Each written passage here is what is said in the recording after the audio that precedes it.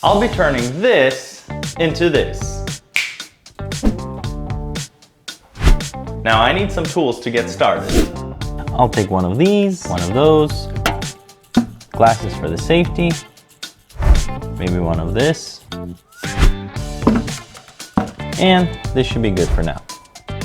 It's always a good thing to get rid of everything from your shower before demoing. I also like to cover the floors to protect the drain. Then, I usually like to remove the shower valve by removing the cap and some screws.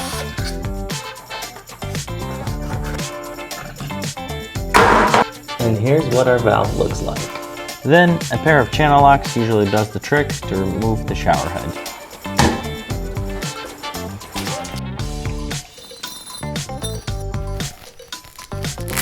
Get some gloves, safety glasses, and smash that like button. So before you start tearing the wall up, you have to make sure you go through all the corners and cut them through. That way it'll make it a lot easier. And then if this is not caulked but grout, like in my case, use one of these and then just hammer it through like this. Now if you're saving the ceiling, you're not removing the ceiling, make sure you're careful so you're not damaging with this by going like that. You take a hammer and then you just go to town on it. Whoa!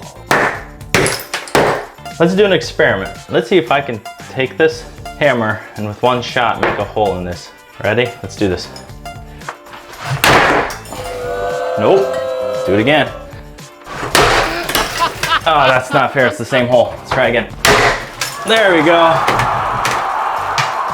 When starting demoing the shower walls, it's best to start from the edge and knock out the bullnose pieces off.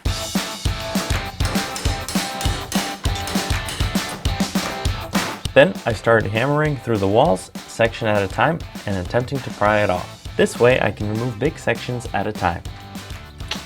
However, stay tuned to see when I took a bite of more than I can chew. Come in. Nice big piece right here. Next, I would take this nice big sheet outside and use my hammer to break it down right down into my trash can. And just like that, it's nicely fitted in there and I still have a ton of room. Then I continued chucked away at it, and this is where I made my big mistake. I attempted to remove this big piece, and then this happened.